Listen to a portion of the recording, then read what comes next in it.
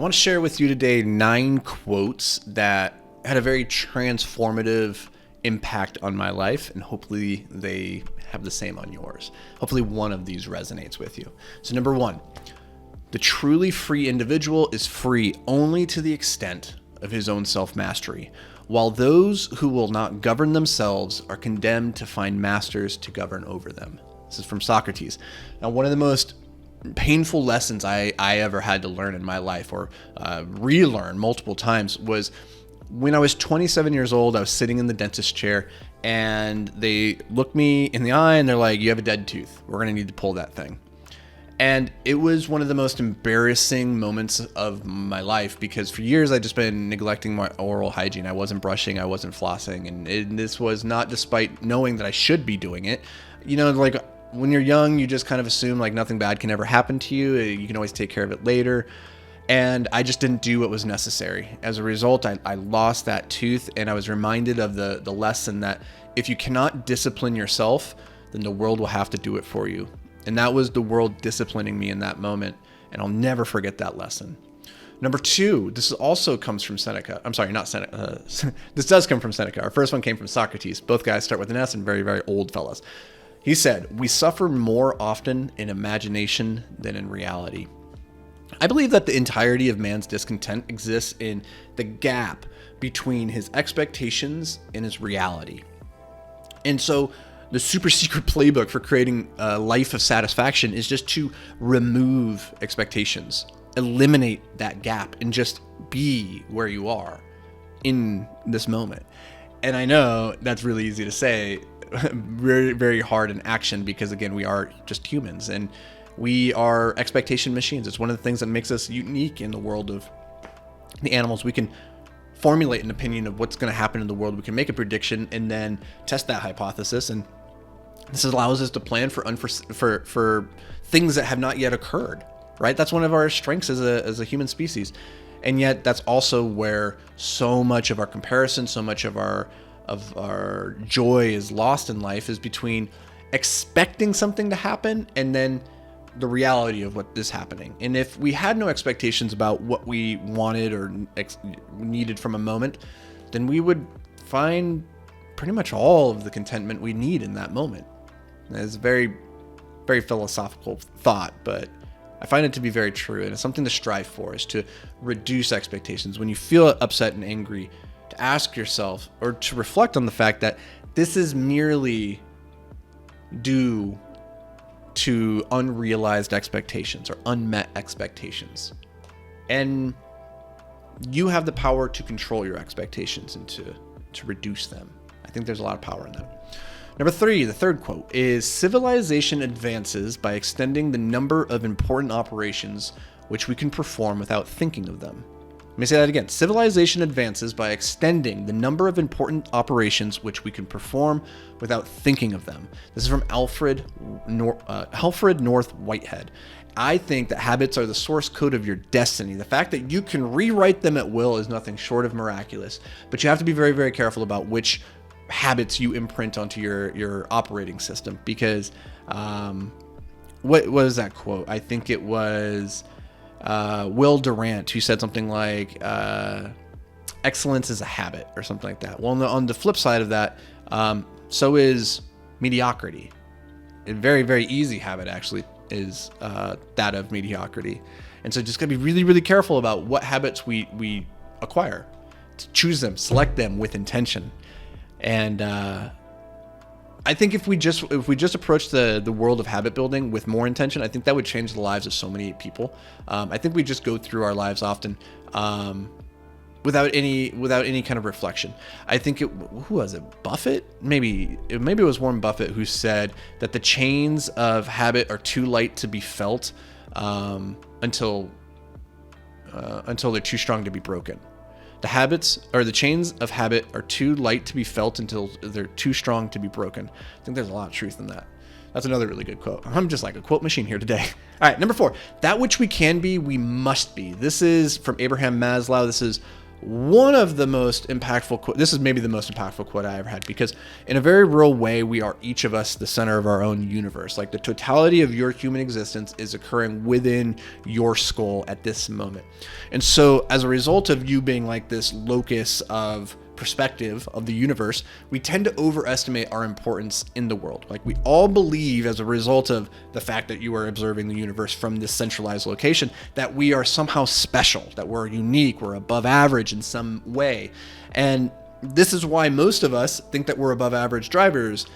And on the one hand, yes, that makes us delusional to think that. But on the other hand, you are right. You are special. You are the center of the universe, as at least from your perspective, and you have the ability to change the world. Like there is potential greatness inside of you. And I don't think that anybody thinks that they were put on this earth to be average.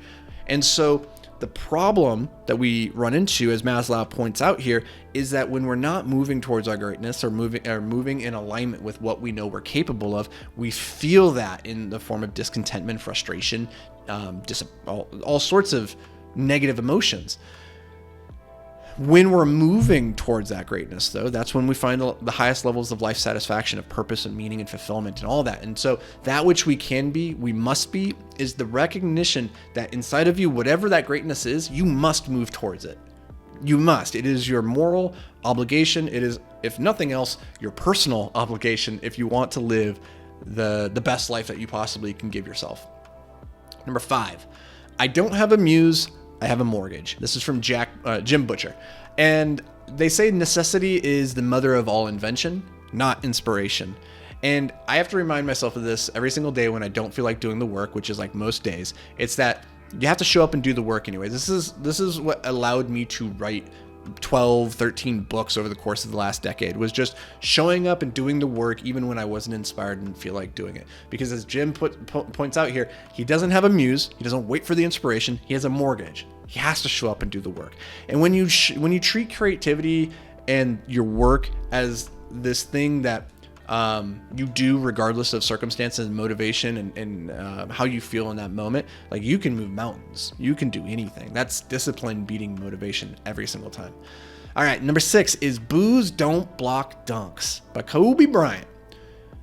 Listen, you can't let the people in the stands or your fear of their judgment hold you back. If they're not on the court, they do not matter. Focus on what you can control, focus on your game, and ignore everybody else, because it does not matter what they think. The only opinion, the only voice that matters is the one inside of your head. Okay. Number 7, happiness is love. Full stop. This is from George Vaillant. The Gantt study was a 70-year longitudinal study that they did of Harvard undergrads. They followed these men for 70 years to look at all sorts of different factors of like health, relationships, earning potential. What they're really trying to find was what are the factors that lead to a happy life, like maximum levels of happiness. And what they found was very, very simple. Happiness is love. It's ultimately the relationships you have with your family, your friends, your community that will dictate how happy you ultimately are. It's not money, it's not achievements, accolades, any of that stuff. It's just relationships, it's people. And so don't look past the fact that happiness is literally the people right in front of you, right this moment. Stop looking past them and you'll find happiness. It's almost guaranteed. Number 8, responsibility is the price of freedom. This comes from Albert Hubbard, and this one had a really profound impact on my life, because when I was young, I was on Ritalin from when I was 6 until I was 16 years old, and it made me feel trapped inside my body. As a result, I've always put a very high value on freedom, like not wanting anybody to tell me what to do or how to do it. I didn't want to ever feel confined or trapped or anything like that. So I went off of Ritalin at 16, which led to like this new problem, which is that I had all of this freedom but no capacity to harness it. And on the one hand, not enough freedom is captivity, but on the other hand, too much freedom is chaos. And what I discovered was that discipline is what brings order to that chaos. And so that you can realize that freedom in a way that's not just horrifying, because there's so many different things, so many like infinite options that you could pursue at any given moment, and you're overwhelmed by that potentiality. So responsibility being the price of freedom is The reflection that you will never be truly free in this life until you can claim full responsibility for the results of your life. Anything less and you will forever be at the mercy of some external circumstance, and thus, by definition, not free. Responsibility is the price of freedom. That is just, man, if I could get that tattooed on maybe not on my body, but somebody else's body, I would tattoo it on their body. I don't know why they would let me do that. Anyway, number 9, if you seek tranquility, do less, or more accurately, do what's essential, which brings a double satisfaction. To do less, better. This is by Marcus Aurelius, and it's one of my favorite quotes. Man, these are all my favorite quotes. They're all so damn good.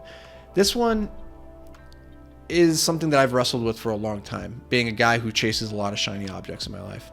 But truly, the 4 words that maybe had the most profound impact on my ability to move forward meaningfully and with like a sense of fulfillment is just these 4 words: do less but better. Do less but better. If I could just focus on doing less things in life, but doing the things that I do to the best of my ability, that's where I find not only the most growth, not the most progress, but the most satisfaction, like the most pride in who I am and what I've done. So those are 9 quotes. I hope maybe one of those resonated with you. Let me know. Shoot me a DM, shoot me a comment, shoot a review of the podcast. Let me know which was your favorite quote, or if you got a different one, let me know that. I'd love to hear from you guys. I'll catch you back around these parts tomorrow, but until then, stay hyper-focused, my friend.